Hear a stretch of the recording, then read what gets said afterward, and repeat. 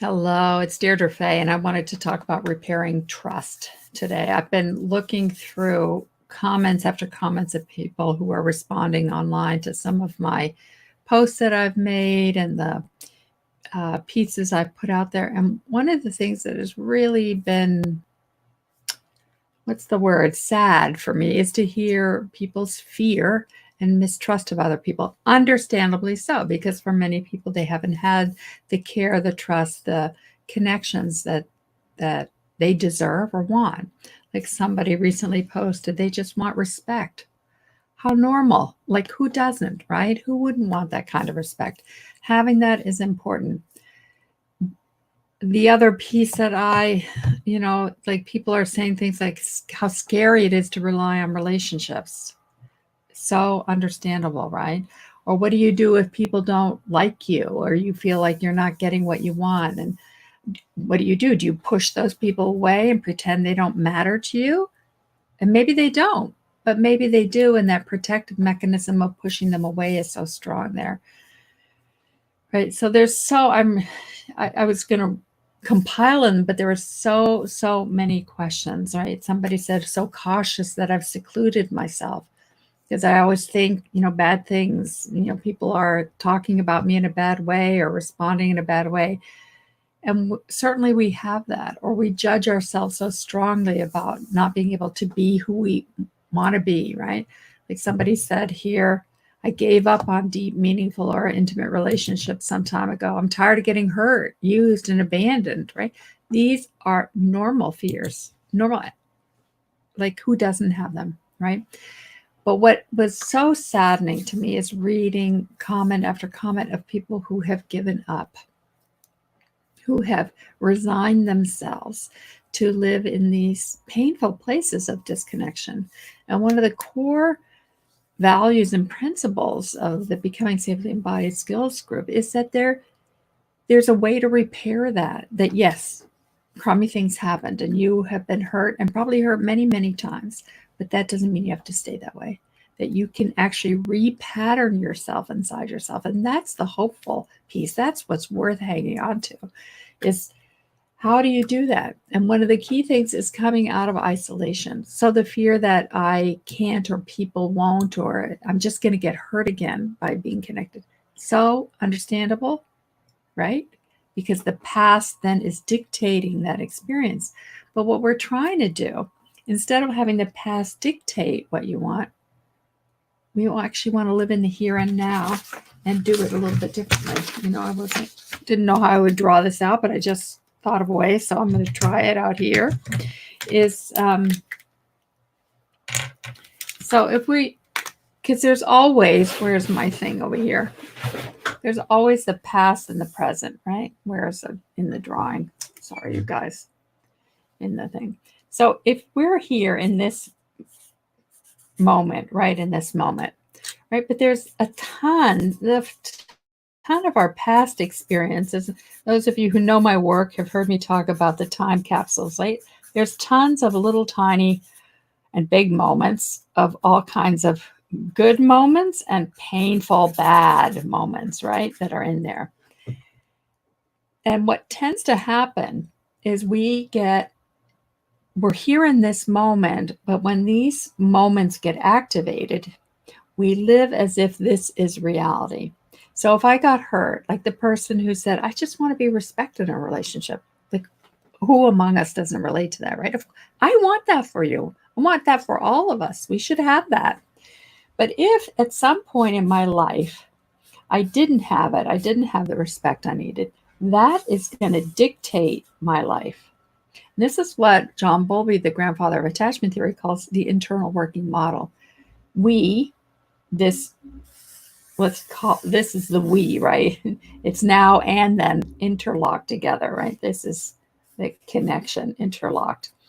But if the imprint in me is so big that I'm not respected, I am going to go through life with this veil on my experience, or what I talk about as the perceptual lens that's clouding me. So that perceptual lens is going to cloud my experience.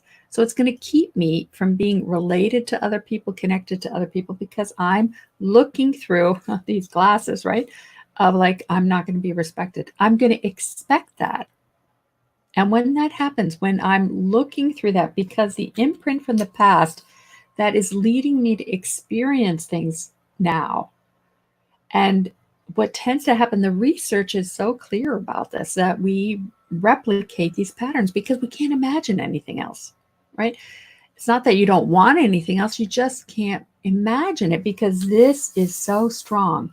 So our task is, how do we live a different life here? I talk about that as the developmental task of ourselves as adults, because we're adults, we're not children anymore, is to be able to have that deep connection inside ourselves, to be able to have what I call the vertical axis, grounded deep inside to the very earth. Let's make this green down here, right? With flowers budding. How's that? And here where the sky is shining, right? The earth, there's both. We're connected both in through us from the heavens and through the earth. But along the way, we need to befriend these little pockets, these many different parts of us that are all many layers of experience, all the times that we've been hurt, disrespected, not paid attention to. Recognize it's all there. More in the fact that we didn't have it. But then how do we also have it in this moment? How do I begin to develop a life here and now that is more satisfying and nurturing than this life if I replicate this?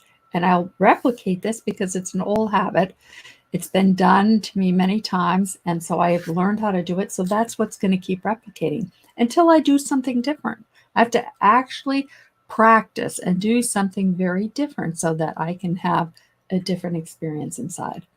And that's what practices are all about. And there are many, many. I give as many as I possibly can. Read any of my books or take any of my courses or try somebody else's, but practice one tiny step at a time, which then creates a new path. So that when this erupts in there, and this gets so big that it starts taking over, you have practices here that are keeping you on steady ground, going in a direction you want to go instead of getting pulled into and hijacked by the past. You can stay in this moment, care about what's coming up, right? Care about this. Be sad that you didn't have it at some point, but also say, I love you, I bless you, I welcome this. You can relieve it in the internal family systems model. We talk about unburdening that. And I can also, by doing that, linking it up, right? Linking up the present and the past, I actually can move forward. So that's what I wanted to talk about. That's how we develop trust, because the trust is not, yes, it is in other people, but first the trust is with ourselves. The trust is that I can take this next step, that I can practice a small thing so that I can take one more step forward, right? And that I can trust myself to keep getting up. In the past, I might not have been able to get up. I might be defeated by something, but in this moment, I don't have to be defeated. In this moment, I can take this step and move forward. So let's think about it. What is one practice you could do today that would keep orienting you toward more satisfying connections? One thing is, when you feel that whole past come up, like, oh, I can't, or nobody respects me, take a look in your world.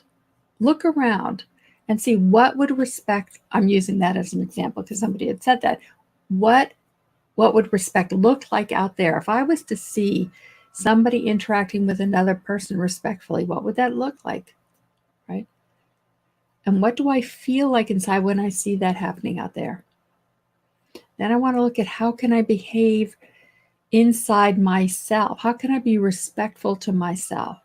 Which means if I don't trust people, how do I respect the fact that that hurts inside and be with that? How do I care for myself and be tender and compassionate with myself? Right? Repair that link inside so that I'm even more connected vertically, so that I'm connected to to all the wisdom of the all, but also the ground beneath me and every single part inside me as well. Like these little parts that weren't cared about or were hurt. How do I love that and bring that in, respect myself for that? And once I start applying it in there, you're going to start seeing it change out there. You're going to see other people out there have different experiences, and you're going to feel that they're experiencing you in a different way. But it does take one step at a time. So I encourage you to practice and post, and let's hear about that, and make the changes that you want in your world so you can have the life that you want. All right, my loves, I'll talk to you